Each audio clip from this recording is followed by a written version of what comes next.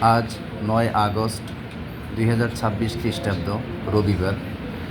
মাদ্রাসা হুজ্জতুল ইসলাম, model town, Keraniganj, Dhaka এর ২০২৬-২৭ শিক্ষাবর্ষের প্রথম সাময়িক পরীক্ষা অনুষ্ঠিত হচ্ছে।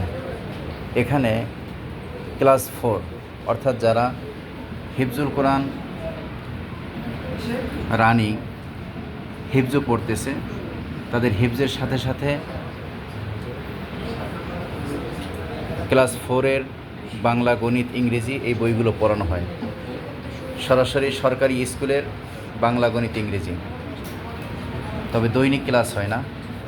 সপ্তাহের মধ্যে বুধবার সকাল 8টা থেকে 10টা পর্যন্ত বাংলা এবং গণিত, এবং বৃহস্পতিবার সকাল 8টা থেকে 10টা পর্যন্ত ইংরেজি বিষয়ে ক্লাস হয়।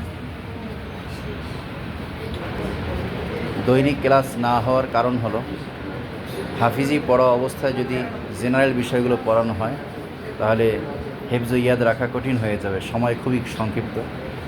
এজন্য সপ্তাহে 2 দিন ক্লাস হয়, যেন হাফিজি পড়ার পূর্বে ক্লাস 3 পর্যন্ত যা পড়া হয়েছে সেটা ভুলে না যায়, চর্চা থাকে। আর হাফিজির সাধারণত 3 বছরের মতো সময় লাগে, এই সময়ে একটি ক্লাস অন্ততপক্ষে এগিয়ে যাক। এজন্যই হাফিজির সাথে সাথে ক্লাস 4-এর বই পড়ানো হয়, সরাসরি স্কুলের বই পড়ানো হয়। বৃহস্পতিবার সবিনা একটু 2 ঘন্টা সমস্যা হওয়ার কারণে শুক্রবার সকালেও সবিনা হয়, যেন কোনো ঘাটতি না থাকে।